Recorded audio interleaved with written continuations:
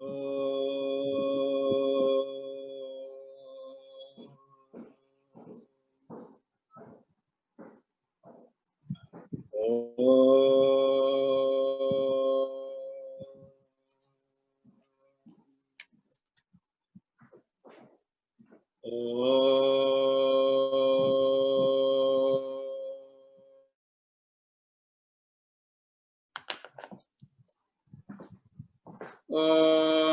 गुरुर्ब्रह्मा गुरुर्विष्णु गुरुर्देवो महेश्वरः गुरुसाक्षात् परब्रह्म तस्मै श्री गुरवे नमः। ओम शंकरं शंकराचार्यं केशवं बादरायणं सूत्रभाष्यकृतौ वन्दे भगवन्तौ पुनः पुनः। ॐ युक्ताहारविकाराय विविक्तस्थलवासिने मलयालयतीन्द्राय ब्रह्मनिष्ठाय ते नमः। ॐ कृष्णं कमलपत्राक्षं पुण्यश्रवणकीर्तनं वासुदेवं जगद्योनिं नौमि नारायणं हरिम्। ॐ सर्वमङ्गलमाङ्गल्ये शिवे सर्वार्थसाधिके शरण्ये त्र्यम्बके गौरी नारायणि नमोऽस्तुते। ॐ सहना भवतु सहनौ भुनक्तु सह वीर्यं करवावहै तेजस्विनावधीतमस्तु मा विद्विषावहै। ओम शांति शांति शांति। हरि ओम तत्सत्।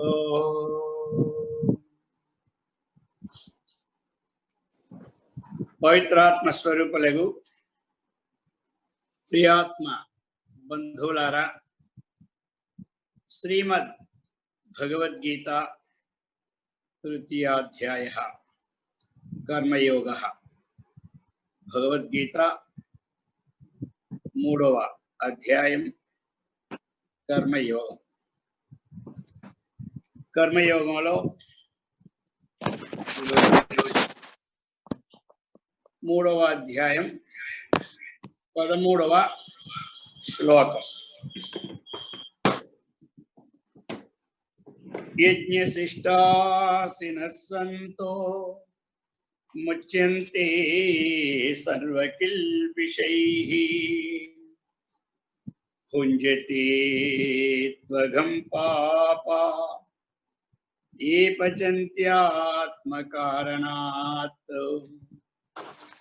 यज्ञशिष्टासिनः सन्तो मुच्यन्ते सर्वकिल्बिषैः भुञ्जते त्वघं पापा ये पचन्त्यात्मकारणात्।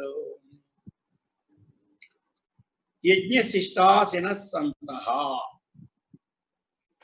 ఒక యజ్ఞాన్ని ఆచరించి అసినః సంతః, ఎవరైతే భోజనం చేస్తారో ఇక సర్వకిల్బిషైః ముచ్యంతే తే తే వారందరూ కూడా సమస్త పాపముల నుండి విడుదల చెందుతున్నారు అని అర్థం. అంటే పాపములు లేనివారవుదురని భావం. ఇది పై చరణానికి. యజ్ఞశిష్టాసినః సంతో ముచ్యంతే సర్వకిల్బిషైః. ఒక యజ్ఞమును ఆచరించి ఆహారాన్ని తీసుకున్నటువంటి వారి యొక్క సమస్త పాపములు పటాపంచలైపోతున్నాయి అని చెప్పుకొచ్చారు. భుంజతే తు అఘం పాప. అలా కాకుండా ఏ పచంతి ఆత్మకారణాత్. ఆత్మకారణాత్ అంటే తన కోసమని అర్థమైన మాట. ఆత్మ అంటే పరమాత్మ కారణాత్ కాదు. ఆత్మ కారణాత్ అంటే తన కోసరమై, అంటే యజ్ఞము కోసము, యజ్ఞము అన్న భావం లేకుండా నేను కష్టపడి నేను తింటాను అన్న భావంతో ఆ విధంగా ఒక కార్యాన్ని ఆచరించుకుంటా మంచిదాన్ని తన కోసం తానే వండుకొని తినేవాడు ఏమి తిన్నట్టయ్యా అంటే చెప్తూ ఉన్నారు. భుంజతే తు అఘం పాప. పాపాన్నే భోజనం చేస్తున్నాడే కానీ అన్నమును తినేవాడు కాదు అంటున్నారు ఇందులో. కాబట్టి అయితే మనం ఇంతకు పూర్వం చెప్పుకున్నాం 9వ శ్లోకంలో యజ్ఞార్థాత్ కర్మణః అన్యత్ర లోకోయం కర్మ బంధనః తదర్థం కర్మ కౌంతేయ ముక్త సంగ సమాచర అని మనం ఇంతకు చెప్పుకున్నాం. అక్కడ యజ్ఞార్థము అంటే భగవత్ కైంకర్యము, భగవత్ ప్రీత్యర్థము అని చెప్పుకున్నాం. కానీ ఇక్కడ ఏం చెప్తూ ఉన్నారు మనకి? యజ్ఞ శబ్దానికి అనేక అర్థములు ఉన్నాయి. కాబట్టి ఇంతకు పూర్వం మనం అప్పుడు చెప్పుకున్నప్పుడు యజ్ఞో వై విష్ణు, విష్ణు స్వరూపం అన్నటువంటిది. అలాగని ఇక్కడ యజ్ఞ శబ్దానికి ముందు అర్థాలు తెలుసుకుంటే అందరూ కూడా యజ్ఞము అన్నటువంటిది యజ, పూజ, సంగతి, కరణ, దానాదీన యజుశబ్ద ప్రయోగ. యజుశబ్దం ఎక్కడంటే పూజ ఎందు, అలాగనే యజ పూజ, సంగతి, కరణ, ఆ విధంగా పూజాదులు, అలాగే జపాదులు, ధ్యానాదులు ఇవన్నీ యజ్ఞం కిందే వస్తాయి. అలాంటప్పుడు యజుశబ్దము ప్రయోగింపబడుతూ ఉన్నది దానాదులు ఎందు. అయితే ఇప్పుడు మనం ఈ అధ్యాయం యొక్క కర్మ, ఆ కర్మయోగంలో చెప్తూ ఉన్నారు. ఇప్పుడు యజ్ఞ శబ్దానికి అర్థాలు పంచయజ్ఞములు ఒక అర్థం, దేవయజ్ఞము, ఋషి యజ్ఞము, పితృయజ్ఞము, మనుష్య యజ్ఞము, భూతయజ్ఞము, ఇవి అన్నమాట. అలాగనే యజ్ఞానికి ఇంకో నిర్వచనం ఏమిటంటే దేవతోద్దేశేన ద్రవ్యత్యాగ యజ్ఞ అంటారు. ఒక దేవతను ఉద్దేశించి ఒక ద్రవ్యాన్ని మనం సమర్పించడం ఏమంటారు? యజ్ఞము అని పేరు. అలాగనే అగ్నిష్టోమాది శ్రౌత యాగ, అలాగనే జ్యోతిష్టోమాది యోగం, అగ్నిష్టోమాది యాగం, ఇటువంటి యాగాలు చాలా చేస్తూనే ఉంటారు. అశ్వమేధ యాగం, రాజసూయాది యాగం, అన్ని రకరకాలుగా దీన్ని యజ్ఞం అంటారు. అలాగనే యజ్ఞ శబ్దానికి ఇంకా అర్థం ఏమిటంటే ఒకటి అగ్ని అని ఒక అర్థం, పూజ్యుడు అని ఒక అర్థం, ఆత్మ అని ఒక అర్థం, జీవుడనే అర్థం, జపం అని ఒక అర్థం. అది యజ్ఞానం జపయజ్ఞోస్మి స్థావరాణం హిమాలయ అంటారు భగవద్గీత 10వ అధ్యాయం. ఈ విధముగా మనకి రాబోయే అధ్యాయంలో కూడా ఈ యజ్ఞాలన్నీ చక్కగా చెప్పుకొచ్చారు. ద్రవ్యయజ్ఞ, తపోయజ్ఞ, యోగయజ్ఞ, తథా పరే స్వాధ్యాయ జ్ఞానయజ్ఞాశ్చ యతయ సంస్కృత వ్రత అని చెప్పబోతారు వచ్చే 4వ అధ్యాయం యజ్ఞాలన్నీ. అలాగని ఇంతవరకు యజ్ఞాలంటే మనం తెలుసుకుంటున్న అర్థం. ఇంకా యజ్ఞం అంటే ఆహుతి అన్న యజ్ఞమే, త్యాగమన్నా యజ్ఞమే, ఈ విధముగా పరోపకారమన్నా యజ్ఞమే. అందుచేత అయితే ఇక్కడ ముఖ్యంగా మనం తెలుసుకోవాల్సినటువంటిది ఏమిటి అంటే ఈ ఘట్టంలో భగవంతుడు ఇచ్చిన శ్లోకంలో యజ్ఞశిష్టాసిన సంతో, ఎవరైతే ఈ పంచమహాయజ్ఞాలు చేస్తూ చక్కగా ఆహారాన్ని తీసుకుంటూ ఉంటారో అటువంటి వారికి ఏ విధమైనటువంటి ప్రతివాయువాది దోషాదులు లేకుండా చక్కగా హృదయ శుద్ధి కలిగి పాప నివర్తులై ఉంటారని చెప్పుకొచ్చారు. అందుచేత ఇక్కడ పంచయజ్ఞ మహాయజ్ఞములు అన్నారు. ఆ పంచమహాయజ్ఞములు అంటే ఇవి ఎందుకు మనం చెయ్యాలి అని ప్రశ్న. ఇవి మానవునికి చేయవలసిన నిత్య కర్మలలో చేరతాయి. ఏమిటి? పంచమహాయజ్ఞాలు నిత్య కర్మల్లోనే. ఎందుకు అంటే పూర్వము సంస్కృతులు ఏమంటారు? ఖండిని, పేషిని, చుల్లి, ఉదకుంబి, మార్చెని అని ఒక ఏమిటి మనం ఖండిని అంటాం. ఖండిని అంటే ఏమిటి? కత్తితోని, కత్తిపీటతోని మనం అనేకమైనటువంటి కూరగాయలని, పండ్లు కానీ అవి కానీ ఇవి కానీ తరుగుతూ ఉంటుంటాం. ఈ తరిగేటప్పుడు మనకు తెలియకుండా అందులో ఏవైనా పురుగు జాలాలు ఉండే అవన్నీ కూడా ఏమవుతాయి? నష్టమైపోతుంటాయి అన్నమాట. ఇది అనమాట. అందుచేత దాని నిమిత్తం ఒకటి మనం అలాగని పేషిని అంటాం. పేషిని అంటే ఏమిటి?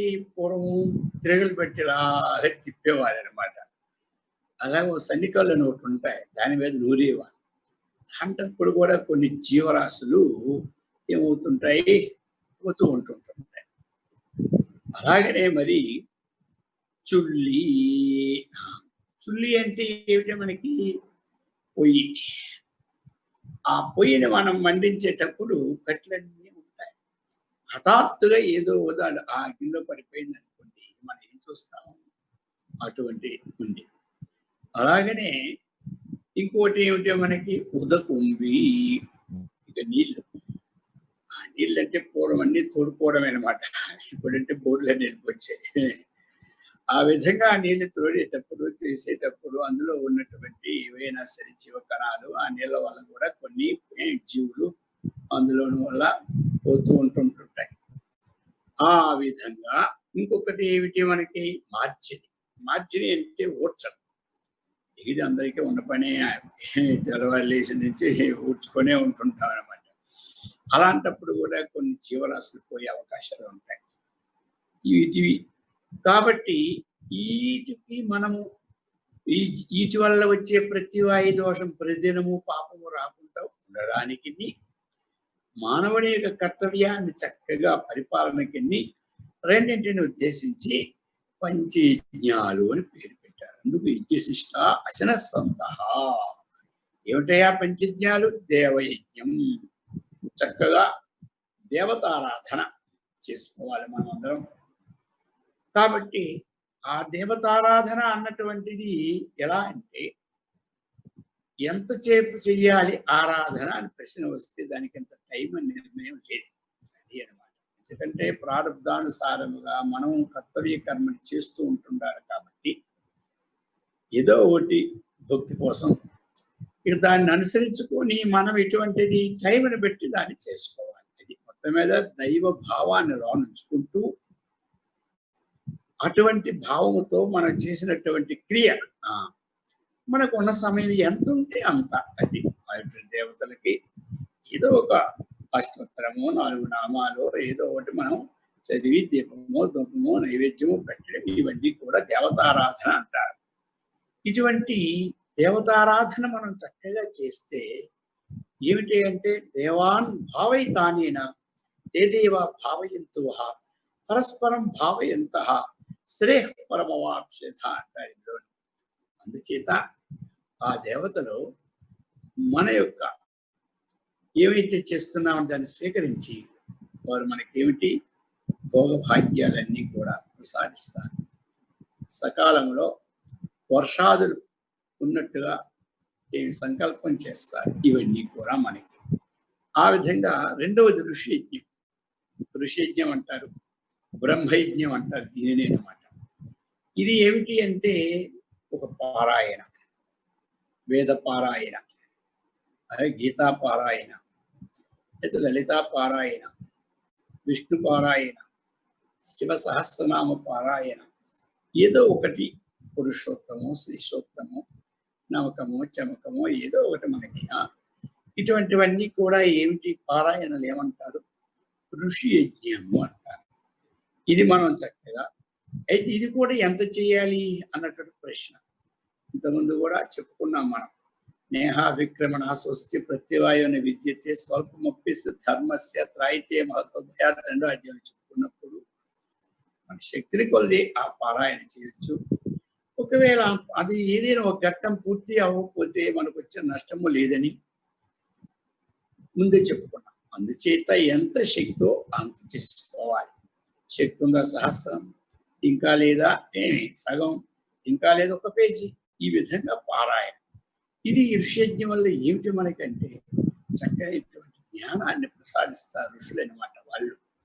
ఆ విధంగా జ్ఞానము అంటే యువతల మనకి లౌకిక జ్ఞానము, పారమార్థిక జ్ఞానము రెండు ఉండాలి. అది రెండు ఉన్నప్పుడే జీవనము చక్కగా సాగుతుందన్నమాట.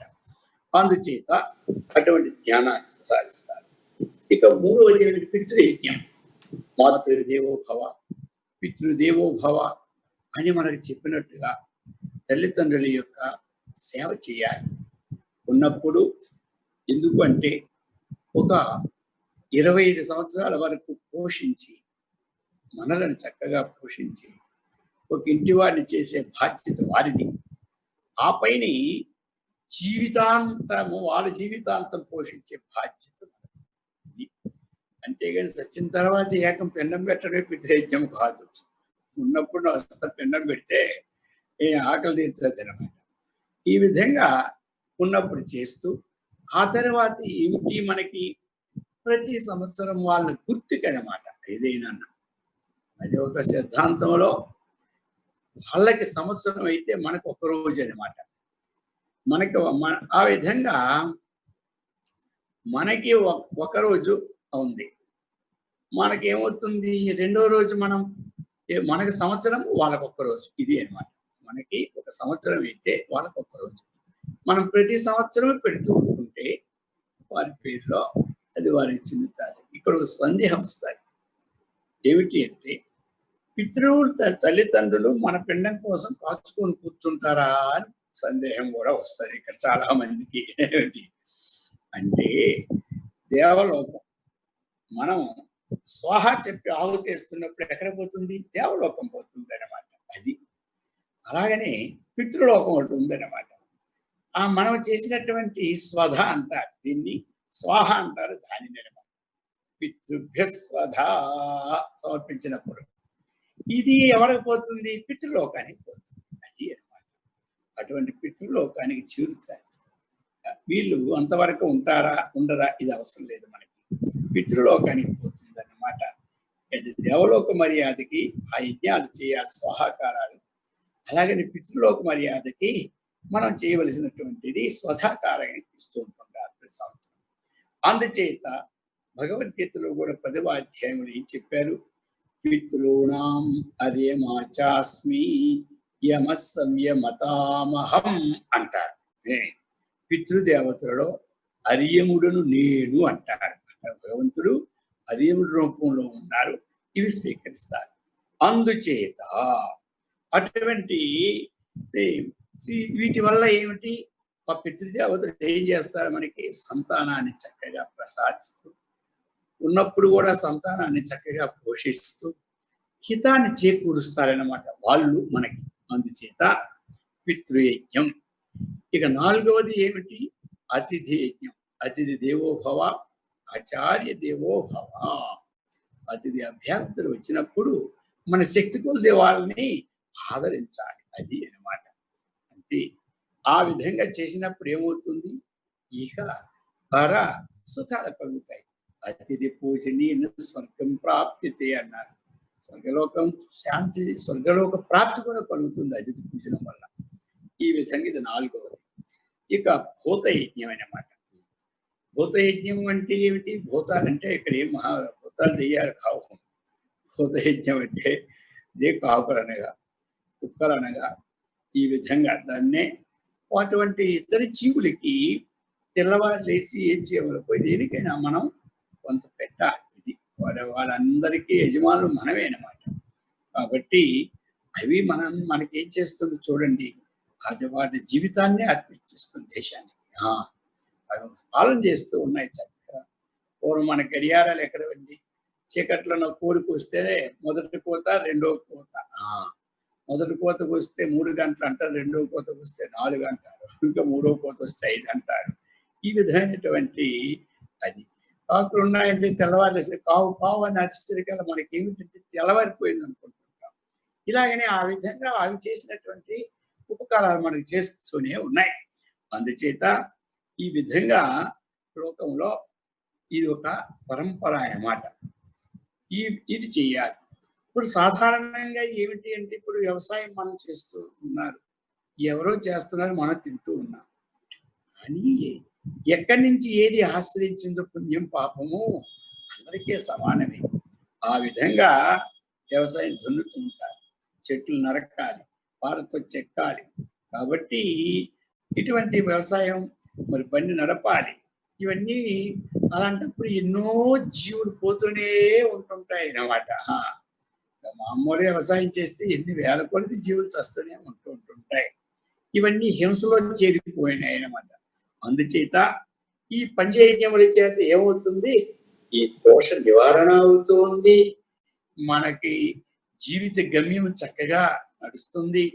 ఆ దేవత అనుగ్రహం చేత ఉత్తర జన్మకు కూడా మంచి హేతువైనటువంటి శుచీనాం శ్రీమతాంగి అనేటట్టుగా శుచివంతులు శ్రీమంతులు ఎండ్లలో పుట్టడానికి కూడా అవకాశం ఉంటుంది.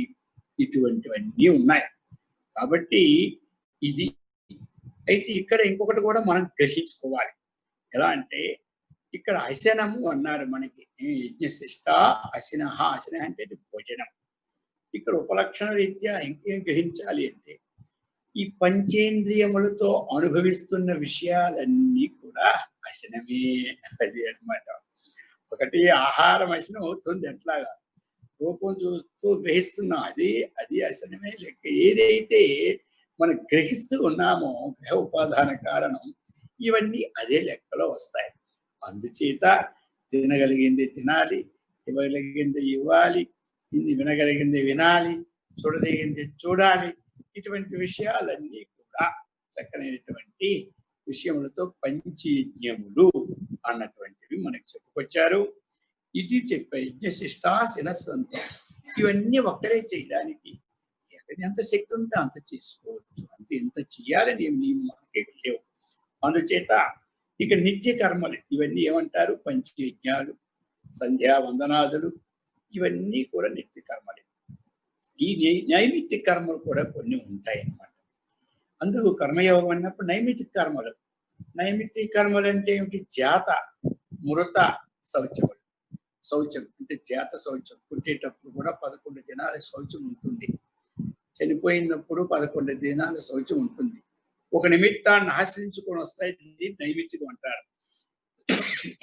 దీనికి నైమిత్తిక కర్మ అంటారు. అలాగనే సూర్యగ్రహణం వస్తుంది, చంద్రగ్రహణాలు వస్తూ ఉన్నాయి, అలాగనే పుష్కరాలు వస్తూ ఉంటాయి. ఇవన్నీ ఏమిటి, మనకి కుంభమేళాలు వస్తూ ఉంటాయి. ఇవన్నిటిని ఏమంటారు, నైమిత్తిక కర్మ. అంటే ఒక నిమిత్తాన్ని ఆశ్రయించుకొని వచ్చేవి ఇవన్నమాట. ఇలా ఉంటాయి. ఇంకా మరి కర్మలు ఏంటి, ప్రాయశ్చిత్త కర్మలు కొన్ని ఉంటాయి. ఏంటంటే మనం ఒక్కసారి నోటితో ఏ అనరానిది అనిస్తూ ఉంటుంటాం, చేతితో చేయడానికి పనులు చేసేస్తూ ఉంటుంటాం. ఈ విధంగా ఇలాంటివన్నీ కూడా మన చేతుల్లో కొన్ని జీవులు కూడా పోతూనే ఉంటాయి, తెలిసి తెలియక. అలాంటప్పుడు మరి ఏది, ప్రాయశ్చిత్తం అంటారు. ప్రాయశ్చిత్తం అకుర్వాణాహ పాపేషు నిరతా నరాహ అంటారు. ప్రాయశ్చిత్తం చేసుకోకపోతే పాపేయులు ఎందుకు పుడతారని శాస్త్రం. అందుచేత ఇప్పుడు తగిన ప్రాయశ్చిత్తాలు చేసుకోవాలి. అప్పుడు పూర్వంలాగా ఆహారాలంతా మొత్తం మాని ప్రాయశ్చిత్తం కుదరదు. ఇప్పుడు బీపీలు షుగర్లు ఇంకా ఆహారం మానిస్తే ఉన్న ప్రాణం ఊడిపోద్ది, ఇంకెందుకు లాభం. అందుచేత అలా కాకుండా ఏదైనా పొరపాటు జరిపేటప్పుడు ఒక మంత్రజపం, ఒక 500 1000 అలా చేసుకొని ఆ విధంగా ఏదో ఒక పూట ఉపవాసం, అంటే ఉపవాసం పూర్తి మానేయకుండా బాగా తినేదానికి ఏదో పాలు పండ్లు ఇలాంటివన్నిటితో అది. ఇంకా ఏమిటి, ఉపాసన కర్మ. ఉపాసన అన్నమాట. ప్రతి వారు కూడా చక్కగా ఏదో ఒక జపము ధ్యానము ఒక విధి ప్రకారముగా వెళ్తూ ఉంటున్నారు, అది ఉపాసన. ఇటువంటి సగుణ బ్రహ్మ, ధ్యానాదులు ఇవన్నీ ఉపాసన చెప్తారు. ఈ విధంగా పూజ, జపము, ధ్యానం ఇదంతా ఉపాసన అన్నమాట. ఇటువంటిది ఇది ఒక నియమబద్ధమైన జీవితము, ఒక ఉపాసన అన్నమాట. అందుకే భగవంతుడు చెప్పాడు భగవద్గీతలో, చెప్పబోతారు ముందుకి. ఏ శాస్త్ర విధిముసృత్య వర్తతే కామకారత నససిద్ధిమవాప్నోతి నా సుఖం నా పరాంగతం అంటారు. ఎవడు శాస్త్ర విధిని వదలి ఈ విధుల్ని తన ఇష్ట ప్రకారము ప్రవర్తిస్తాడో వాడి సిద్ధి లేదు, సుఖము లేదు, ఆత్మజ్ఞానం అంటే అంతకంటే వారికి రాదు అని ఈ ప్రకారముగా మనకి చెప్తూ ఉన్నది ఈ యొక్క శ్లోకం. ఇవి అన్నమాట. యజ్ఞశిష్టాసిన సంతో ఏదో ఒకటి మనం చూసుకుంటూ ముచ్యంతే సర్వకిల్భిషై సమస్త పాపములు విడుదల చెందుతున్నారు. అలా కాకుండా తన కోసం తానే తినేవాడు, పాపములు తినేవాడే కానీ అన్నం తినేవాడు కాదు అని చెప్పుకొచ్చారు. అలా చెప్పి ఇక 3వ అధ్యాయం 19వ శ్లోకం. 19వ శ్లోకంలో చెప్తున్నారు, తస్మాదసక్త సతతం కార్యం కర్మ సమాచర అసక్తో హ్యాచరన్ కర్మ పరమాప్నోతి పురుషః. చక్కగా చెప్పారు. ఇందులో ఏమిటి అంటే అసక్త సతతం, ఎల్లప్పుడూ. సతతం అంటే ఏమిటి? ఎల్లప్పుడూ. కార్యం కర్మ, కార్యం కర్తం యోగ్యం, కార్యం చేయుటకు యోగ్యమైనటువంటిది కార్యం. క్రీతి ఇది కర్మ. కాబట్టి చేయడానికి యోగ్యమైనటువంటి పనిని చెప్తున్నాడు. సమాచర, సమ్యక్ ఆచర. ఏది యోగ్యమైనది చేయదగినది ఉన్నదో దాన్ని చక్కగా సమ్యక్ బాగుగా ఆచరా చేయు అంటున్నాడు. సతతం ఎల్లప్పుడూ ఏదో ఒక రోజు చేసి వదిలేయడం కాదు, అది అనమాట. ఎలా చేయాలి అని విశేషణ మొదటి నుంచి చెప్తూనే ఉన్నాడు నిష్కామానికి. అసక్త అది అనమాట కీలకం. అర్థమైంది కదా. సక్త అంటే ఆసక్తి, ఆ ఫలమునందు ఆసక్తి. అసక్త అంటే ఆ ఫలాకాంక్ష లేకపోవడం. ఇది తస్మాత్, అందువలన అసక్త సతతం, ఎల్లప్పుడూ కూడా అసక్త, కాంక్ష ఆశ లేకుండా ఏం చేయాలి? కార్యం కర్మ సమాచర, చేయదగినటువంటి ఏ కర్మ ఉందో దాన్ని చేస్తూ ఉండు. ఏమి లాభం అంటారా? అసక్తో హి ఆచరన్ కర్మ. మళ్ళీ చెప్తూ ఉన్నారు, అయ్యా ఆసక్తి లేకుండా ఆచరణ కర్మ చేస్తున్నటువంటి పనికి ఏమిటే లాభం? పరమాప్నోతి పురుష, పురుషుడు పరం ఆప్నోతి. ఎవరు ఈ విధంగా చేస్తూ ఉన్నాడో అటువంటి వాడు పరం ఆప్నోతి అంటే ఏమిటి? పరబ్రహ్మమును పొందుచున్నాడు. ఇది కర్మయోగ రహస్యంలో ఈ కర్మ కూడా ఆతత్వాన్ని పొందుతూ ఉన్నది. ఇక్కడ అందుకే ఇచ్చాడు 19లో పరం ఆప్నోతి, ఉత్కృష్టమైనటువంటి ఆ పరమాత్మను పొందుచున్నాడు అన్నట్టు. ఎలా పొందుతున్నాడు మరి? అసక్త ఆచరన్ కర్మ.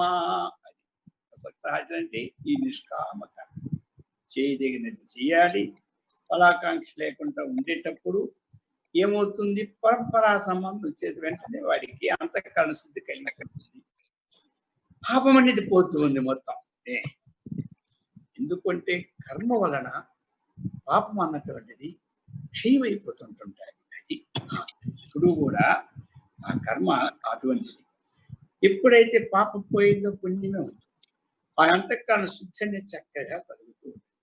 మరి అంతఃకరణ శుద్ధి కలిగి, ఎందుకంటే కర్మణ, కర్మ వలన పాపస్య క్షయాత్, పాపం అనేది నష్టమైపోతూ ఉన్నది.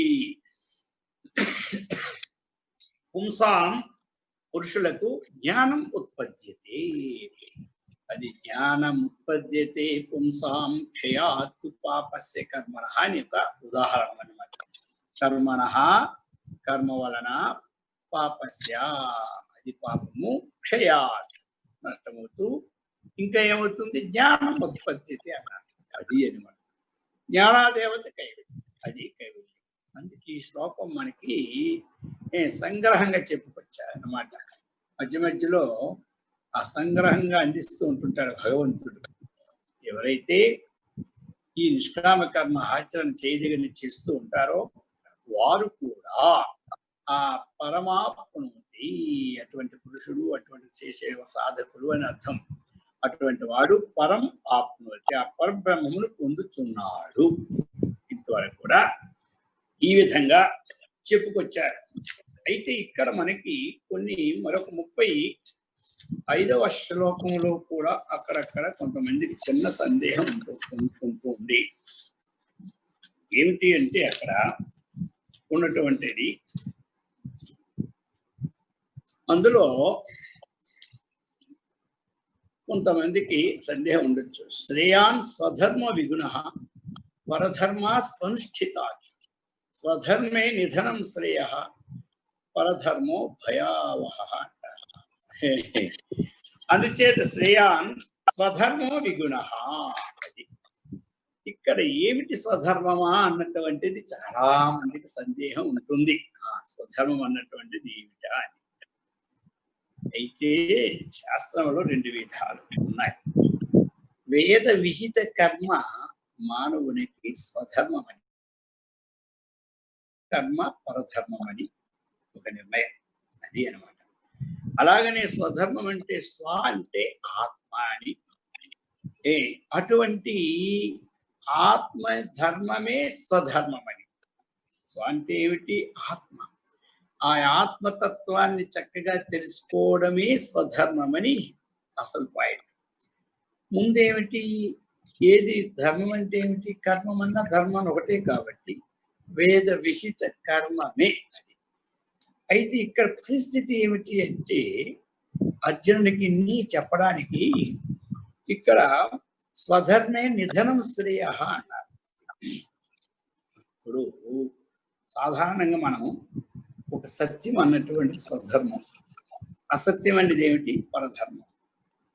అది ఈ విధంగా ప్రతిదీ మనం ఒక అహింస అన్నటువంటిది స్వధర్మం, హింస అనేది ఏమిటి? పరధర్మం. ఒక దొంగతనం ఏమిటి? పరధర్మం. అలాగనే పరధర్మం అన్నటువంటిది వేద నిషిద్ధమైన పనులన్నీ పరధర్మం కింద వస్తాయన్నమాట. అది వేద విహితం అనేది స్వధర్మం. అది ఆ పద్ధతిలో ఉన్నాయి. అయితే ఇక్కడ ఎందుకు అంటే చెప్పవలసి వచ్చింది, వారు ఇటువంటిది మనకి ఇది ఎలా వచ్చింది అంటే గుణాలను బట్టి విడదీశారన్నారు. అందుచేత ఇక్కడ పరధర్మాన్ని స్వధర్మాన్ని ఎందుకు తీసుకున్నారు అంటే అర్జునుని యొక్క భాష ఆయన ఏమిటంటే, నేను భిక్షమెత్తుకోనైనా జీవిస్తాను కానీ యుద్ధం చేయను అంటాడు. అది అనమాట అక్కడ పాయింట్. నేను భిక్షమెత్తుకొని జీవిస్తాను కానీ యుద్ధం చేయను అంటాడు. అయితే అక్కడ ఏమిటంటే శౌర్యం తేజో దుర్దాక్ష్యం యుద్ధే చాప్యపలాయనం దానమీశ్వర భావశ్చ క్షాత్ర కర్మ స్వభావజం. అది ఒక వేద విహితమైనటువంటిది. ఎవరెవరు ఏ వృత్తి చేస్తూ ఉన్నారో అటువంటి వృత్తిని కూడా వర్ణాశ్రమ ధర్మములుగా తీసుకున్నారు. అటువంటిది రాజు కాబట్టి ఆ రాజు చేయవలసినటువంటి ప్రక్రియ అన్నమాట అటువంటిది. ఇప్పుడు కూడా మనకి రాజ్యంలో ఎవరైనా తప్పు చేస్తూ ఉంటుంటే ఏం చేస్తున్నారు చూస్తున్నాం కదా, శిక్షిస్తూ ఉన్నారు. శిక్షించడము అన్నటువంటి తర్వాత ఎందుకంటే దానికి అది ఒక నియమావళి అటువంటిది. అందుకని అది స్వధర్మం అక్కడ అంటే దానికి తగినటువంటి ధర్మ సిద్ధాంతం అది. అందుచేత నీకు భిక్షాటనమే పరధర్మం, నీవు చేయవలసిన కర్మ స్వధర్మం అని ఈ విధమైన అర్థంలో అక్కడ తీసుకొచ్చారు. అందుచేత శ్రేయాన్ స్వధర్మో గుణ అనేది వేదం మనం అర్థం చేసుకోవాల్సింది ఏంటి అంటే ఇక్కడ వేద విహితమైన కర్మమే స్వధర్మమని, వేదానికి విరుద్ధమైన కర్మలు పరధర్మమని, ఆత్మ జ్ఞానమే స్వధర్మమని, అనాత్మ జ్ఞానమే పరధర్మమని ఈ అర్థాన్ని ఇక్కడ గ్రహించవలసి ఉంటుంది. ఈ విధంగా మనకి ఈ సందేహం అన్నటువంటి పోగొట్టుకోవాలి. ఇక చెప్పి ఇక అర్జునుడికి ఒక సందేహం కలుగుతూ ఉన్నది. 3:36. ఆ 3:36లో ఈ అర్జునుకు ఉన్నటువంటి సందేహం అంతా మనకున్నదే. ఏమంటారు? మనకి ప్రతినిధి ఎవరు? అర్జునుడు అనమాట. కృష్ణుడి దగ్గర మన అందరి దగ్గర తరపులో ప్రతినిధిగా ఉండి చక్కగా అడుగుతున్నారు. ఇది మన అందరికీ కావలసినటువంటి విషయం. మనకు కూడా ఈ విషయం జరుగుతూనే ఉన్నది. ఈ 3:36లో అధకేన ప్రయుక్తోయం పాపం చరతి పూరుషః అనిచ్ఛిన్నపి వార్ష్ణేయ బలాదివ నియోజితః. అధకేన ప్రయుక్తోయం పాపం చరతి పూరుషః అనిచ్ఛిన్నపి వార్ష్ణేయ బలాదివ నియోజితః. అధకేన ప్రయుక్తోయం పాపం చరతి పూరుషః. అధా కేన ప్రయుక్తోయం, దేని ద్వారా ప్రయుక్తుడై పురుషః మానవుడు పాపం చరతి పాపకార్యములు చేయుచున్నాడు.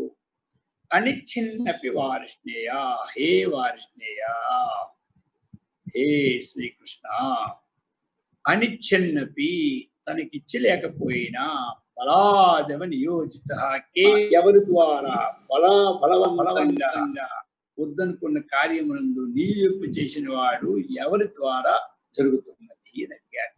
ఏమిటి? తనకి ఇష్టం లేకపోయినా అటువంటి పాప పని చేస్తూ ఉన్నాం కదా, ఇది ఎవరి ద్వారా నియోజింపబడి చేస్తున్నాడు పురుషుడు? దీనికి బ్యాక్గ్రౌండ్ ఎవరు అని అడుగుతున్నాడు. ఎవరు? అర్జునుడు అన్నమాట ఇందులో. కాబట్టి ఎలాగంటే హే వార్ష్ణేయ అన్నారు. వార్ష్ణేయ అంటే ఏమిటి? వృష్ణి వంశస్థ. అది వృష్ణి. వృష్ణి వంశుని కూడా వార్ష్ణేయుడు అంటారు. వృష్ణి అన్న వంశం అంటే ఒక అర్థం ఏమిటి? యదు వంశము అంటారు. అది అనమాట. యదు వంశంలో అవతరించినటువంటి మహానుభావ అని ఒక అర్థం. ఇంకా ఈ వార్ష్ణేయ అనే దానికి ఏమిటి అంటే రెండవ అర్థం. మొదటి అర్థం ఏమిటి? వృష్ణేహే అపత్యం పుమాన్ వార్ష్ణేయ అంటే వృష్ణి వంశంలో జన్మించిన వాడు కాబట్టి, అంటే యదు వంశంలో జన్మించిన వాడు కాబట్టి, అవతరించాడు కాబట్టి అటువంటి మహానుభావం ఒక అర్థం. నెక్స్ట్ అర్థం ఏమిటి? సెకండ్, బ్రహ్మవిదాం బ్రహ్మానందామృతం వర్షతీతి వృష్ణి తేన సమ్యక్ బోధేన అవగమ్యతి ఇది వార్ష్ణేయః అంటారు. బ్రహ్మవిదాం, బ్రహ్మవేత్తలకు బ్రహ్మానందామృతం వర్షతీతి వృష్ణి, అది అనమాట. వారందరికీ బ్రహ్మానందమైన అమృతాన్ని వర్షింప చేస్తున్నటువంటి వాడు. ఆ బ్రహ్మానందమైన అమృతం అన్నటువంటి బోధ ద్వారా అవగమ్యతే స్వస్వరూపము కాబట్టి, అటువంటి స్వరూప స్థితి గలవాడు కాబట్టి ఓ వార్ష్ణేయ శ్రీకృష్ణ పరమాత్మ అన్నటువంటి అర్థాన్ని స్ఫురింపు చేస్తూ ఉన్నారు శ్రీకృష్ణుడికి అర్జునుడు. ఆ విధముగా ఇప్పుడు అథ శబ్దం ఉంది ఇందులో. అథ శబ్దము అన్నటువంటిది మీరు వింటూనే ఉంటుంటారు. భగవద్గీతలో కూడా రోజు గోరఖ్పూర్ అధ్యాయం గీతలు ఉంటే అథ ప్రథమోధ్యాయ అథ ద్వితీయోధ్యాయ అథ తృతీయోధ్యాయ అంటూనే ఉంటారు. అలాగనే అథ శబ్దం మీరు ఎక్కడెక్కడ వింటూనే ఉంటారు. అథాతో బ్రహ్మ జిజ్ఞాస, ఆ యొక్క బ్రహ్మ జిజ్ఞాస బ్రహ్మసూత్రాల్లో మొదటి సూత్రమే అది. అలాగే ధర్మసూత్రాల్లో కూడా కర్మ అథాతో ధర్మ జిజ్ఞాస. అలాగే యోగ సూత్రాల్లో కూడా మొట్టమొదటి ఏమంటాడు? అథ యోగానుశాసనం అని వస్తూనే ఉంటారు. అలాగనే ఇక్కడ కూడా ఏం ప్రయోగించారు? అథ. అథ అనే దానికి ఏమిటంటే అర్థాలు ఉన్నాయి. ఒకటి మంగళం, 2 అనంతరం, 3 ఆరంభం, 4 ప్రశ్నం, 5 సర్వం. ఇవి అధశబ్దానికి అర్థాలు. ఇప్పుడు అక్కడ అధశబ్దం ఏమిటి? అథాతో బ్రహ్మ జిజ్ఞాస అంటే సాధన చతుష్టే సంపత్తి అనంతరం బ్రహ్మ జిజ్ఞాస. అలాగే ఇక్కడ అధ యోగానుశాసనం అంటే ఏమిటి? యోగ శాసనము ఆరంభింపబడుతున్నది, ఆరంభకార్థం అక్కడ. అలాగనే ఇక్కడ ఏమిటి? ప్రశ్నార్థకం. ప్రశ్నార్థకం కూడా ఉంది కదా మనకి ఇందులో. ప్రశ్నము అంటే ప్రశ్నార్థకము, సర్వం అంటే సర్వార్థకము, ఆరంభం అంటే ఆరంభార్థకము, అనంతరం అంటే తర్వాత అనంతరం. ఇప్పుడు అక్కడ గోరఖ్పూర్లో అధ పెడితే ఏమిటి? అనంతరం అని అర్థం అదేనమాట. అధ ప్రథమోధ్యాయ, అధ అనంతరం ద్వితీయోధ్యాయ, అనంతరం తృతీయోధ్యాయ అక్కడ వస్తుంది. మరి ఇక్కడ ఏమిటి అంటే అథ ప్రశ్న అన్నమాట, ప్రశ్నార్థకం. ప్రశ్నార్థకంలో అధ శబ్దం ప్రయోగించారు. కాబట్టి ఆ ప్రశ్నార్థకంలోని ఏమిటి? కేనా, ఎవరి ద్వారా, అయం పురుష, ఈ మానవుడు పాపం చరతి, పాపాన్ని చేస్తూ ఉన్నాడు. ఎవరి ద్వారా? నియుక్తుడై పాపాన్ని చేస్తున్నాడు. మరి ఆ పాపం కూడా ఏమిటి? అని చిన్నపి తనకిచ్చలేకపోయినా బలాదేవ నియోజిత, ఎవరి ద్వారా ఆ పనిలోనూ నియోజింపబడుతున్నాడు అని అడిగారు. ఎలాగా? ఏమిటయ్యా అంటే ఈ పాపం అన్నటువంటిది ఏమి తెలుసు, వాడికి అసత్యమని తెలుసు. తెలిసి పాపం అని తెలిసి కూడా ఒకనొకప్పుడు ఏమిటి? అసత్యమే పలుకుతూ ఉంటాడు. ఇది తినరానిది తెలుసు, ఈ ఆహారము ఇది హింసాహారం అని తెలుసు. తెలిసి కూడా మళ్ళీ తినాలనే మళ్ళా వాడికి కలుగుతూనే తినేస్తూ ఉంటుంటాడు. అసలు కోపం పాపానికి మూలం అని తెలుసు. అది ఆ తెలిసి కూడా మళ్ళీ హఠాత్తుగా కోపం తెచ్చుకుంటాడు అన్నమాట. ఇలాగా తెలిసి కూడా కొంతమంది చేయరాని పనులు చేస్తూ ఉంటారు. ఇతరులకి అన్యాయంగా కొడితే తప్పని తెలుసు, కానీ ఆ టైంకి చేస్తున్నాడు. ఎలా చేస్తున్నాడంటే ఇతడు రాజభృత్యుడు. ఉదాహరణ చెప్తున్నారు. రాజశాసనాన్ని తనకిష్టం లేకపోయినా సరే తప్పనిసరిగా చేసినట్టుగా చేస్తున్నారు వీరు. అర్థమైంది కదా? ఇక్కడ ఉదాహరణ ఎలాగంటే, రాజభృత్యుడు అంటే రాజభటుడు రాజశాసనాన్ని ఏమి ధిక్కరించడానికి వీల్లేదు, కానీ ఆ పని వీడికి తెలిసి ఇష్టం లేదు, అది చేయడానికి మాత్రం ఇష్టం లేదు, అది చేయడు. కొట్టవాడిని అంటాడు అంతే, ఆ చేయి కొట్టు అంటాడు అంతే. చేయి కొట్టు అంటే కొట్టవలసిందే. ఇక రాజుగారి శాసనం తనకి ఇష్టం లేకపోయినా ఆ రాజభృత్యుడు ఆ రాజశాసనాన్ని ఎలాగైతే చేస్తూ ఉన్నాడో అలాగే అనిచ్ఛిన్నపి వార్ష్ణేయ, అతనికి ఇచ్చలేకపోయినా ఆయా కార్యములందు కేనా, ఎవరి ద్వారా నియోజితుడే చేస్తున్నారని అడుగుతూ ఉన్నాడనమాట.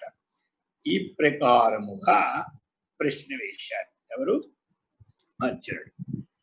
భగవంతుడు సమాధానం చెప్తూ ఉన్నాడు. ఇప్పుడు 3:37 శ్లోకం. కామయేష క్రోధయేష రజో గుణ సముద్భవ మహాసేనో మహాపాప్మా విధేనమిహ వైరిణం. కామయేష క్రోధయేష రజో గుణ సముద్భవ మహాసేనో మహాపాప్మా విధేనమిహ వైరిణం. ఏషః కామః, ఈ కామము, ఏషః క్రోధః, ఈ క్రోధము, రజోగుణ సముద్భవ, రజోగుణము నుండి ఉత్పత్తి అయినటువంటి ఈ కామ క్రోధములు అర్థం. మొదటి చరణానికి రజోగుణ సముద్భవ అంటే రజోగుణము నుండి సమ్యక్ ఉద్భవ, చక్కగా ఉత్పత్తి అయినటువంటి ఉత్పన్నమైనటువంటి ఏష కామః ఏష క్రోధః, ఈ రెండును ఇవి ఎలాంటివయ్యా అర్జున? కామక్రోధాలకి ఈ ఉత్పత్తి స్థానం చెప్పాడు భగవంతుడు ఇక్కడ. ఏదే ఉత్పత్తి అంటే రజోగుణము నుండి ఉత్పత్తి అయినవి అని ఇక్కడ మనకి నిర్ధారణ చేశాడు. అది అనమాట. ఇవి ఎలాంటివంటే 3 విశేషణములతో కూడి ఉంటున్నదని కింద చరణంలో చెప్తూ ఉన్నాడు. ఈ కామమే మొత్తానికి కారణం. ఇంతకుముందు మనం చెప్పుకున్నాం కదా, కామాత్ క్రోధో విజాయతే అన్న. అది అనమాట. క్రోధము కామము వల్లనే క్రోధం కలుగుతుందని 2వ అధ్యాయంలో చెప్పుకున్నాం. ఒకసారి గుర్తుకనమాట. అలాగని ఇక్కడ ఇటువంటి కామము ఇది ఎలా ఉన్నది అంటే 3 విశేషణములతో ఉన్నది. ఒకటి మహాశన, వీడు మహాశనుడు. ఇంకెలాంటి వాడు? మహాపాప్మ, గొప్ప పాపాత్ముడు. ఇంకెలాంటి వాడు? ఇక వైరినం, శత్రువు అన్నమాట. ఎలాంటి వాడు? శత్రువు, మామూలు శత్రువు కాదు. ఒక శ్లోకం ఎంతమంది చెప్పుకున్నాను. కామ క్రోధశ్చ లోభశ్చ దేహే తిష్టంతి తస్కరాహ. అది దొంగలు ఒకటి అక్కడ ఇచ్చారు. ఏమి జ్ఞానరత్నాపహారాయ, అటువంటి వాడు జ్ఞానరత్నాన్ని హరిస్తారు. ఆ విధంగానే ఇక్కడ కూడా మనకి మహా అశన, అది అన్నమాట. ఒకటి. రెండవది ఏమిటి? మహాపాప. మూడవది ఏమిటి మనకి ఇక్కడ? వైరి, అది అన్నమాట. కాబట్టి మహాశన, అశనం అంటే భోజనం. మహత్ అశనం ఇస్య సహా మహా అశన. మహత్ గొప్పదైన అశనం ఆహారం ఇస్య ఏమనుకుంటుందో అంటే ఏమిటి అర్థం? ఎంత తినినను తృప్తి పడని వాడిని ఏమంటారు? మహాశనుడు అంటారు అన్నమాట. అది భోజనము ఎంత తిన్నా తృప్తి ఉండదు వాడికి. వాడిని ఏమంటారు? మహాశనుడు అంటారు. అంతేగాని శనీశ్వరుడు కాదు. మళ్ళీ మహాశనుడు అంటే ఇక్కడ మహా ప్లస్ అశన అన్నమాట. విడదీసుకోవాలి అశనం. అందుచేత ఇది అనమాట. ఎంత తిన్నా ఈ తృప్తి ఉండదు. అలాగని ఎంత వచ్చినా తృప్తి ఉండదు అనమాట ఆవిడికి. అటువంటి వాడిని ఏమంటారు? మహాశనుడు అంటారు. ఇక చెప్తూ ఉన్నారు ఇక్కడ, ఇవి ఎలాంటి వాడు అంటే మహాశనుడు. ఎంత ప్రార్థించినా వీడి కోరికలకి తనివే తీరం. ఇంకా ఆరాటమే, 24 గంటలు ఆరాటంతోనే ఉంటుంటాడు. అది ఎంత ప్రార్థించినా సరే చాలు అని అనుకోడనమాట. అది అటువంటి వాడిని పేరు పెట్టాడు భగవంతుడు. మహాశనుడు అని ఒక టైటిల్ పెట్టాడు అనమాట. మంచి బిరుదు ఇచ్చాడు అనమాట. అటువంటి బిరుదు అది. ఇక ఈ మహాశనుడు ఇది ఎలాంటి వాడు? ఒక అగ్ని లాంటి వాడి. ఎవరు? ఈ అశనం. దేవుడు అంతే అనమాట. ఎంత కాల్చినా సరే ఇంకా కాల్చుతానే పోతూ ఉంటాడు. కానీ మనం నీళ్ళు వేస్తేనే ఆరుతుంది, కానీ ఆయన నాకు చాలు అనమాట. అచ్చే కాలుతూనే ఉంటుంటాడు. అటువంటిది చెప్తున్నారు అగ్ని వంటి వాడు. ఇది ఎలాంటిది? అశనం అనే కోరిక అంటే చెప్తున్నారు, ఇది నెయ్యి వేసేటప్పుడు అగ్ని ఏ విధంగా అభివృద్ధి చెందుతూ ఉన్నదో ఇతడు కూడా అనుభవించిన కొలది ఇంకా అనుభవించాలన్నటువంటిదే, కానీ ఇది చాలు అన్నటువంటిది లేనటువంటి. అందుకే దానికి మనకు ఉదాహరణ యయాతి చక్రవర్తి. యవనాన్ని అనుభవించినా సరే ఇంకా ఆయనకి తృప్తే కలగలేదు. మళ్ళీ ఏదో తంటాలు పడి ఆ బ్రహ్మదేవుడి కోసం తపస్సు చేసి మరొక యవనాన్ని తెచ్చుకున్నాడు ఎలాగోలాగా. ఎందుకు అంటే తపస్సు చేసినప్పుడు అడిగాడు, ఏం కావాలి కోరుకుంటే ఇంకొక యవనం ఇవ్వమన్నాడు. ఇంకెవనం ఇచ్చేది ఎవరికి లేదు. జీవితం మానవుడికి ఒకటే యవనం ఉంటుంది. ఇన్ని యవనాలు ఉండవు మాటికి. అంటే ఎలాగైనా చూడవయ్యా బాబు బైలా రూల్స్ అంటే పాపం దీని కోసం బ్రహ్మదేవుడు వేదాలన్నీ తిరిగేసి ఎక్కడో చూశాడు. కానీ నీ ముసలితనం ఎవడైనా తీసుకుంటే వాడి యవనం నీకు వచ్చే పరివర్తన ఒకటి ఉందన్నాడు. ఈయన మొత్తం వేశాడు అనమాట. ఎవరైనా నాకు యవనం ఇస్తే ఆ రోజుల్లోనే వాడికి 1 కోటి రూపాయలు ఇస్తానన్నాడు. 15 రోజుల్లో అప్లికేషన్ పెట్టుకోమన్నాడు. ఒక్కడు పెట్టలేదు. ఎవడిస్తాడండి 10 కోట్లు మాత్రం యవనం ఇచ్చి ఎవరిస్తాడు? సరే వీడి దురవస్థ చూసి తన కొడుకే ఇచ్చాడు ఎవడైతేగా. అందుచేత ఆ యవనం కూడా అనుభవించినా సరే ఇంకా ఒక యవ్వనం ఉంటే బాగనిపిస్తుంది కానీ ఇది చాలు అనిపించదు. మహాశనహాని వాటికి. అందుకని ఆయన లాస్ట్‌కి ఒక శ్లోకం అందించి వెళ్ళిపోయారు. శ్లోకానికి ఏమిటి అంటే అది నజాతు కామః కామానాం ఉపభోగీ న శామ్యతి హవిషా కృష్ణవర్త్మేవ భూయ ఏవాభివర్ధతే. కాబట్టి జాతు కదాచిత్తు ఒకానొకప్పుడు కూడా కామః కామానాం ఉపభోగేన నా శామ్యతి. అవి అనుభవించిన కొలది ఆ అనుభవం శామనం అంటూ ఉండనే ఉండదు. ఎలా ఉండదు అంటే హవిషా కృష్ణవత్వేవా, ఆ యొక్క అగ్ని ఎందు కట్టెతో కూడిన అగ్ని ఎందు నెయ్యి వేస్తూ ఉంటుంటే ప్రజ్వలు వచ్చినట్టుగానే ఉంటున్నది అన్నారు.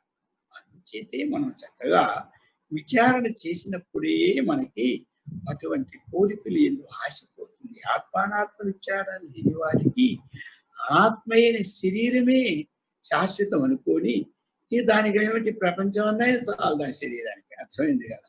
అందుచేత ఆ విధంగా మహాశన. ఇక రెండవది ఏమిటి?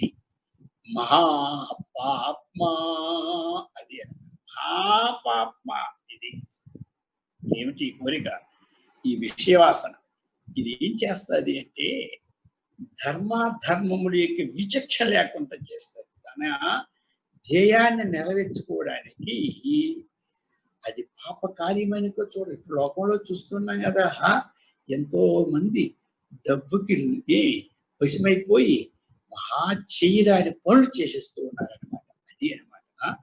ఆ డబ్బు అనే ఆశకి వశమైపోయి ఏది చేయకూడదో ఆ పనులు చేస్తుంటే ఏమొస్తుంది? దానివల్ల పాపమే వస్తుంది. ఆ పాపం మానవుని ఏదో ఒక విధంగా పీడిస్తుంది కానీ ఊరుకుంటుందండి. అటువంటి పాపము ఇది దీనివల్ల వస్తుంది అన్నమాట. ఎందుకు? ఈ యొక్క కోరికంటే ఈ విషయ వాసన ఇది ధర్మము అధర్మము అన్నటువంటి కంట్రోల్ని తీసేస్తుంది అన్నమాట. అందుకే విచారణ ఉన్నవాడికి ఆ విషయ వాసన తగ్గించుకోవడానికి వీలు పడతాయి. ఆ విషయ వాసన కూడా ధర్మావిరుద్ధో భూతేషు కామోసు భరతర్షభ అని భగవంతుడు చెప్పాడు 7వ అధ్యాయంలో. ధర్మానికి విరుద్ధము కానటువంటిది కొంత ప్రారంధానుసారంగా అనుభవించడానికి దాని తప్పు లేదు. కానీ ధర్మ విరుద్ధమైనటువంటి కార్యక్రమాన్ని చేయను విచక్షణ లేక చేయరాని పనులు చేయిస్తుంది. అందుకే దీన్ని ఏమంటారు? మహాపాపము అన్నటువంటి ఒక పేరుని దీనికి చేశారు. ఈ విధంగా చెప్పి ఇహ వైరినం, ఇంకా ఎలాంటిది? ఇది వైరి, శత్రువు అన్నమాట. ఈ శత్రువుది. ఈ లోకంలో ఈ కామమును శత్రువుగా నిరుంగము అన్నారు. ఇహ వైరినం విద్ధి అన్నారు కదా ఇక్కడ. ఎందుకు? ఇది ఎవరికి శత్రువయా? ఎవరికి శత్రువు ఇది? ఎవరు ఆధ్యాత్మిక మార్గంలో ప్రయాణం చేస్తూ ఉన్నాడో వాడికి ఇది మహాశత్రువుగా కనపడతాడు. లేనివాడికి మిత్రుగానే కనబడి కోటి జన్మలు కూడా ఇప్పిస్తుంది అనమాట. మామూలు కాదు. అందుచేత ఇది ఆత్మనిష్ఠులకు పరమశత్రువు అన్నమాట ఇది. అలాగనే ఈ ఆధ్యాత్మిక భగవత్ సంబంధమైనటువంటి భక్తులకు కూడా ఇది ఎలాంటిది? పరమ శత్రువు అన్నమాట. ఇది సామాన్యమైనటువంటి ఎంత భక్తుడికి శత్రువుగా ఉండదు. 66 పనులు చేసిన వెంకటేశ్వర నా పని అయిపోతే నీకు 1,00,000 రూపాయలు వేస్తానంటాడు, ముక్తూ ఉంటాడు. అర్థమైంది కదా. అలా కాకుండా అంతు కొంత లేని ఈ సంసార నరకోపంలో పడవేసి ముంచేస్తాడు ఈ శత్రువు. ఈ శత్రువు ఆ శత్రువు అంటే ఆ జన్మే తీస్తాడు కానీ ఈ శత్రువు కొన్ని జన్మల్ని తీసేస్తాడు. అందుచేత అర్జున, నిన్ను ప్రేరేపించిన వస్తువు ఏమిటయ్యా అంటే ఈ కామని, ఈ కోరికనయ్యా. రజోగుణము నుంచి ఉద్భవించినటువంటిది నీలో బాగా నాటుకుపోయి ఉండి అది ఏం చేస్తుంది? నీకు తాత్కాలికంగా ఇది మంచిది కాదనుకున్నా తీసుకెళ్తుంది. నువ్వేం దీన్ని బాగుగా మాటి మాటికి ఈ ఆధ్యాత్మిక వేదాంత శ్రవణాన్ని చక్కగా చేస్తూ ఉంటే దేహధర్మం అంటే ఏమిటో, మనోధర్మం అంటే ఏమిటో ఏమిటో, ఆత్మధర్మం అంటే ఏమిటో, ఏది నిత్యమో, ఏది అనిత్యమో, ఏది క్షణమో, ఏది శాశ్వతమో, ఈ విషయాలన్నీ రోజు బుద్ధికి పట్టిస్తూ ఉంటుంటే అది లోపల అప్పుడు కదులుతుంది అన్నమాట. కదిలి బయటికి రాలని చూస్తుంటాది. లేకపోతే ఎన్నాళ్ళు నువ్వు మామూలుగా ఉంటున్నా దానికేం పోయింది, హాయిగా కొన్ని శరీరాలను ఇస్తూనే ఉంటుంది నీకు. ఆ శరీరానికి ఒక శరీరాలో నక్క శరీరాలో ఏ అవి రకరకాల పదవుల శరీరాల్లో ఏదో ఇస్తూ ఉంటుంది. దాని జన్మ అది అలా ఉండి అనిపిస్తూనే చేస్తుంది, మనకు అనుభవింపజేస్తుంది. అందుచేత ఈ విధమైనటువంటి శత్రువు. మరి శత్రువు అంటే ఎందుకు శత్రువు, ఎలా శత్రువు అయింది? కథం వైరీతి దృష్టాందేహి ప్రత్యాయతి. ఇంకా అర్జునుడికి సందేహం వచ్చింది. ఏదో దృష్టాల ద్వారా ఈ శత్రువు అనేటువంటి పదం మరొకసారి నాకు చెప్తే బాగుంటుంది అని అర్జునుడికి సందేహం వచ్చింది. కథం వైరీతి దృష్టాంతై.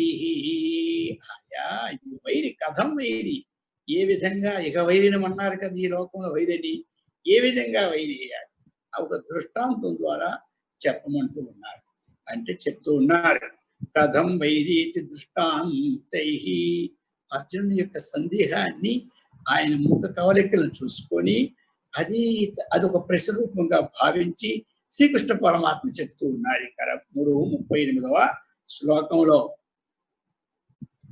ధూమేనా వ్రియతే వన్నిః యథా దర్శో మలేన చ యదోల్బేనావృతో గర్భః తదా తేనేదమావృతం.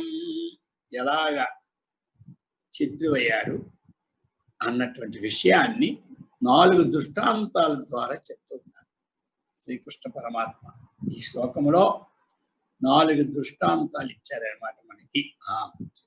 1 ధూమము, 2 అద్దము, 3 ఆదర్శం అంటే 3 ఉల్బం అంటే మావి, 4 అది అనమాట తేనా. ఇటువంటి 1 ఏమిటి వన్ని, 2 ఏమిటి ఆదర్శం, 3 ఏమిటి అది మావి. ఈ 3 దృష్టాంతాల ద్వారాగా మనకి ఇక్కడ చెప్పబోతున్నాడు. ధూమేనా వ్రియతే వన్నిః. 3 దృష్టాంతాలు ఇచ్చి దాష్టాంతానికి 4 సమన్వయం చేస్తూ ఉన్నాడు. ఎలా అంటే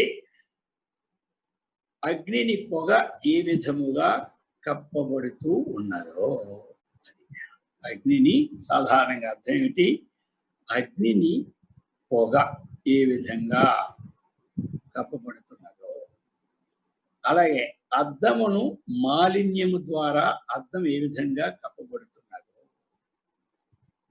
అలాగనే గర్భము ఆ జరాయున జరాయు ద్వారాగా అందులో ఉన్నటువంటి ఆ శిశువుని కప్పబడుతూ ఉన్నదో, ఆ విధముగా తేనా ఈ కామము చేత ఆత్మజ్ఞానము కప్పబడినది అంటున్నారు. ధూమేనా వ్రియతే వన్నిః.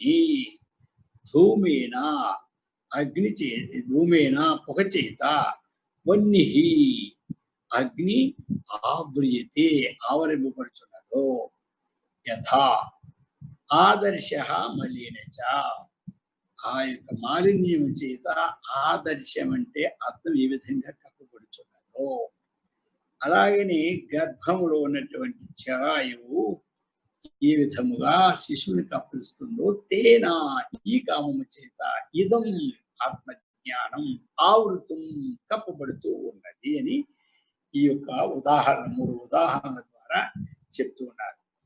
ఇప్పుడు చూడండి, పొగతో కప్పబడినటువంటి అగ్ని ఎప్పుడైతే ఉన్నదో అది తాను చేయదగినటువంటి దహనం కానీ ప్రకాశాది కార్యానికి చాలదనమాట. అగ్ని యొక్క కార్యం ఏమిటి? దహించడం, ప్రకాశించడం 2 ఉంటాయి అగ్నికి. ఒకటి దహన క్రియ, కాల్చడం, రెండవది ప్రకాశం, ఆ రూపాన్ని ఇవ్వడం. ఈ ధూమం ఎప్పుడైతే ఉందో ఏమైపోతుంది, అది లేకపోతుంది అనమాట. మనం ఇప్పుడు వంట కావాలి అంటే ఊరగా పొగస్తూ అవుతుందా? ఆ యొక్క భోజన కార్యం అన్నటువంటి సిద్ధం కావాలి అంటే ఏం కావాలి? ఇది ఆ వంట చేసినప్పుడు మంట బాగా ఉండాలన్నమాట. ఆ మంట లేకపోవచ్చిందనుకోండి, ఇక అన్నం ఉడకదు కదా, నానిపోయి ఏదో అయిపోతుంది అనమాట. ఆ విధంగా ఒక సీసం కరగబెట్టాలనుకోండి, ఆ కరగబెట్టినప్పుడు పొగొస్తే వాడి సీసం ఎక్కడ కరగబెట్టగలడు? కరగబెట్టలేం. అందుచేత ఏమిటి? ఒక పొగతో కూడినటువంటి అగ్ని తాను చేయదగినటువంటిది ఈ దహన ప్రకాశాది కార్యానికి చాలదనమాట. ఆ ఆ విధంగా ఏమిటి అంటే, ఈ కామ సంకల్పాదులతో ఆచ్ఛాదింపబడినటువంటి ఏ జ్ఞానం అయితే ఉన్నదో అది ఆత్మ సాక్షాత్కారానికి అసమర్థమవుతుందని మనం ఈ తేడా అన్నటువంటిది ఈ మూడింటికి అన్వయం చేసుకోవాలి మనం. అది ప్రతి ఉదాహరణకి తేన శ్లోకంలో మనకి తేన ఇదమావృతం. తేన అంటే ఏమిటి? ఈ కామము చేత, అంటే ఈ కామ సంకల్పాదులతో ఆచ్ఛాదింపబడినటువంటి జ్ఞానం ఏదైతే ఉన్నదో అది ఆత్మ సాక్షాత్కారానికి అసమర్థం అవుతుంది. ఎలాగంటే పొగతో కూడినటువంటి అగ్ని ఏ విధంగా మనకి కార్యం ఏం కావాలి? వంట కావాలి. ఆ వంట చేయడానికి ఇది అసమర్థం అవుతూ ఉన్నదో, ఈ ఒక్కది ఈ అజ్ఞానంతో కూడినటువంటి కామం కూడా జ్ఞానమైన పరమాత్మని దర్శించడానికి అసమర్థమవుతుందని ఒక ఉదాహరణ. అలాగే రెండవది ఏమిటి? అద్దము. ఇక మలినమైన అద్దం ఏమవుతుంది మనకి? మన ముఖం సాక్షాత్కరించడానికి యోగ్యం కాకపోతుంది. మన ముఖ సాక్షాత్కారం అందులో పొందలేకపోతున్నాం. అలాగని ఈ యొక్క ఈ అజ్ఞానము, ఈ కామము, అజ్ఞానముతో కూడిన ఈ కామంతో లాగా ఏమవుతుంది? ఆత్మ సాక్షాత్కారానికి ఇది అసమర్థమవుతుందని మరి శత్రువే కదా, అది అనమాట. ఇంకా మూడవది ఏమిటి చెప్తూ ఉన్నారు ఇక్కడ మనకి? మావి. అది అంటే మనం జరాయు అంటాం. ఈ మావితో మూయబడినటువంటి పిండం ఉంది కదా, అప్పుడు ఎంతవరకు మావి తీయలేదో అంతవరకు శిశువుకి ఈ కాళ్ళు చేతులు కదిలించడానికి అసలు శక్తి చాలదనమాట. ఏమి ఇక కాళ్ళు చేతులు చక్కగా కలిగే కదలాలంటే ఏమిటి? ఆ కార్యానికి ఇది అడ్డొచ్చింది.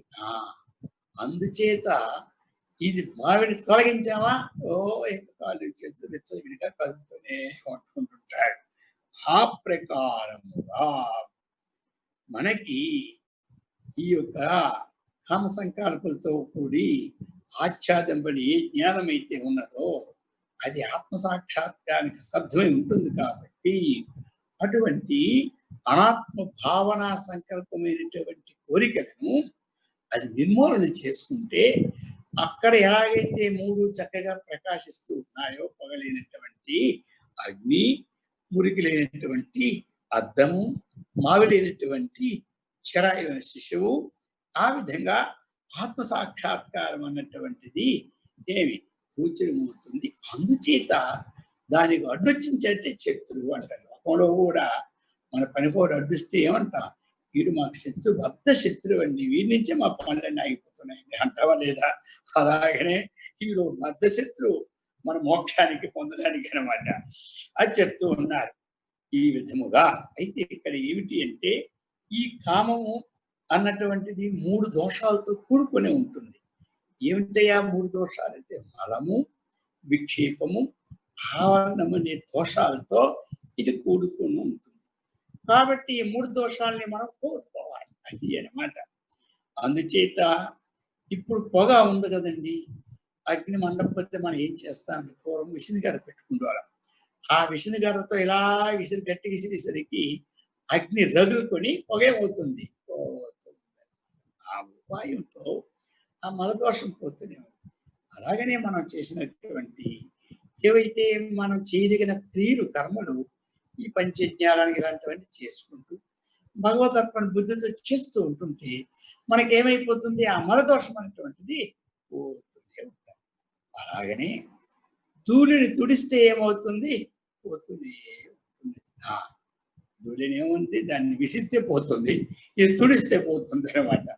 అందుచేత అలాగనే మనం చక్కగా ఆ ఉపాసనా కర్మ అటువంటి ఒక జప ధ్యానాన్ని ఏకాగ్రతగా శీలిస్తూ ఉంటుంటే అప్పుడు విక్షేపం అనే దోషం పోతూనే ఉంటుంది. ఇక ఈ మావి ఎప్పుడైతే పరిపాకంతో తొలగిపోతుంది, ఎప్పుడు చక్కని పరిపాకం వచ్చేసిందో ఇక మావి ఏమవుతుంది, ఠక్కుని వీడిపోతూ ఉన్నది అనమాట. ఈ అలాగనే కాబట్టి అలాగనే పరిపాకమైనటువంటిది ఆత్మానాత్మ విచారణ ఎప్పుడైతే మనం చేస్తూ ఉన్నామో మావిని ఆశ్రయించుకున్న ఆవరణ మనం ఎలాగైతే తొలగిపోతూ ఉన్నదో పరిపక్వం వచ్చినప్పుడు ఇతరు కూడా చక్కని పరిపక్వమైనటువంటి ఎప్పుడు అంతఃకరణాన్ని సంపాదించుకుంటున్నాడు ఆత్మానాత్మ విచారణ వలన, అప్పుడు అనాత్మభావమైన కామము తొలగి ఏమి స్వాత్మతత్వమైన పరమాత్మ జ్ఞానానికి గోచరమవుతున్నది. అందుచేత ఈ ప్రకారముగా మనకి 3వ అధ్యాయంలో చెప్తున్నాడు. అందుకు జ్ఞాని యొక్క హృదయం ఆత్మ విచారణ చే శుద్ధముగా తుడిచిన అద్దం వలె ఉంటుందన్నమాట. జ్ఞాని యొక్క హృదయం దాని యందు తన స్వరూపం స్పష్టంగా. అందుచేత ఆత్మ విచారణ లేని అజ్ఞాన హృదయం ఎలాగ తెలుసా, పొగబట్టిన లైట్ వలె కనబడుకుంటా ఉంటుంది. ఎవరైతే జ్ఞాని యొక్క హృదయము ఆత్మ విచారణ చే శుద్ధముగా తుడిచిన అర్థం వలె అది. ఇక అజ్ఞాన హృదయం ఎలా ఉంటుందంటే ఆ పొగబట్టిన లైట్ ఎలాగైతే ఉంటుందో ఏ లాభం. పూర్వం మనం సాయంకాలం ఏం చేసేవారం, శుభ్రంగా సిమ్నీని ఆ పొయ్యి బుగ్గుతోనో విభూతితో తుడిచిపెట్టేవారు. చిన్నది అది ఏమైతే తెల్లాసి మొత్తం మసి పెట్టేస్తారు. మర్నాడు మళ్ళీ వెలిగించామనుకోండి, ఇంత ప్రకాశం ఉండే ఆ మసి ఏం చేస్తుంది, మనకు కనబడకుండా చేస్తుంది. ఎంత ప్రకాశం అండి సూర్యుడు, ఆ సూర్యప్రకాశాన్ని ఆ ఒక్క మేఘం ఎంత అండి మన కంటికి అడ్డగా వచ్చి అంత మేఘం వచ్చినప్పుడు ఏమవుతూ ఉన్నది, అటువంటి ప్రకాశమే కనబడుకుంటా కూర్తూ ఉంది. ఎందుకంటే ఇంత పవర్ అనమాట. వీటన్నిటికీ ఈ అజ్ఞానానికి పవర్ సామాన్యం కాదనమాట. అటువంటి ఇప్పుడు వేసవి కాలంలో మనం ఇంత సూర్యుడు బగ మండిపోతుంటాయి. 40-50 డిగ్రీలు, 40-30-40 డిగ్రీలు వచ్చిన ఒక్కసారి మేఘం వస్తే ఏమో చూడు, ఈ డిగ్రీలన్నీ గోవింద. ఆ విధంగా ఈ అజ్ఞానము చేత ఆవృతమై ఈ కామము, ఈ కోరిక, లోక సంకల్ప, కామ సంకల్ప ఇవన్నీ ఇటువంటిది ఏం చేస్తుంది, ఆత్మజ్ఞానానికి అడ్డు వస్తుంది. ఎందుకు ఇది ఒక శత్రువు అని చెప్పుకొచ్చారు. అందుచేత సూర్యుడు మేఘావృతులైనప్పుడు కనబడినట్లు మేఘం చెదిరినా ఏమవుతుంది, ప్రకాశిస్తూ ఉన్నారు. ఆ విధముగా మరి 3వ అధ్యాయంలో చక్కగా మనకి చెప్పుకొని వచ్చారు. ఏవం బుద్ధే పరం బుద్ధ అని. అందుకే ఈ విధంగా చక్కనైనటువంటి విషయాన్ని మనం తెలుసుకోవాలి. దీన్ని కర్మయోగం. ఈ కర్మయోగంలో చక్కనైనటువంటి మనకి విశ్లేషణ భగవంతుడు చేసి అందించాడు. ఈ చివరిది చక్కనైనటువంటి ఇక కర్మయోగంలో సారం ఇంతే అనమాట. శ్లోకాలున్నా వాటన్నిటినీ కూడా క్రోడీకరించి ఈ కర్మయోగంలో ఉన్నటువంటి విజ్ఞానాన్ని మనం తెలుసుకోవాలి. కర్మ చేయాలి, కర్మ మనకు అంటుకుంటూ ఉండాలి. ఇంతకుముందు చెప్పుకున్నాం కదా, మనం పనస పండు విప్పినప్పుడు అంటుకోకుండా ఉండాలంటే నూనె రాసుకోవాలి, అది అనమాట. అలాగనే మనము ఆ కర్మ భగవదర్పణ బుద్ధితో చేస్తూ చేయదగిన కర్మను చేయాలి, భగవంతుని సమర్పించాలి. అప్పుడు ఏమైపోతుంది, అది మనకి అంతఃకరణ శుద్ధి కలుగుతూ ఉన్నది. రోజు మనం చేసే జప ధ్యానాల వల్ల మనస్సు ఏకాగ్రత కలుగుతుంది. ఈ ఆత్మానాత్మ విచారణ వల్లను ఈ శరీరం నేను కాదు, ఆ పరమాత్మ నేను, నిత్యశుద్ధ బుద్ధముక్త స్వరూపుడు, సచ్చిదానంద స్వరూపుడు అనే విషయాన్ని గోచరిపోతుంది. అందుకని పరమాత్మనొచ్చి పురుష అని అక్కడ మనకి ఇచ్చారు. ఈ యొక్క 19వ శ్లోకంలో ఈ మనం చేయదగినటువంటి అసక్త ఆచరణ కర్మ పరమాత్మనొచ్చి పురుష, పరం అంటే ఆ పరబ్రహ్మమును చక్కగా పొందుచున్నాడు అని. మరి ఇటువంటిది కర్మయోగం. ఇది కర్మయోగం ఎప్పుడైతే మనకి ఇది సమాప్తి అయినది. ఇక వచ్చే వారం మనం జ్ఞానయోగంలో ప్రవేశిస్తాం 4వ అధ్యాయంలో. కాబట్టి అందరూ కూడా చక్కగా సత్కర్మనిష్ఠులై, భగవద్భక్తులై, ఆత్మవిజ్ఞాన సంపన్నులై, ఆయురారోగ్య ఐశ్వర్యములతో వృద్ధించేట్లు ఆ యొక్క అమ్మవారు శ్రీకృష్ణ పరమాత్మ అందరూ కూడా అందరికీ ఇచ్చి సదా రక్షించగాక. మరి కరోనా బాధ గురి కాకుండా ప్రపంచంలో అందరూ కూడా క్షేమంగా ఉండునట్లు ఆ పరమాత్మ అందరినీ అనుగ్రహించుగాక. ఓం సహనావతు సహనౌ భునక్తు సహ వీర్యం కరవావహై తేజస్వినావధీతమస్తు మా విద్విషావహై. ఓం శాంతి శాంతి శాంతి. హరి ఓం తత్సత్. ఓం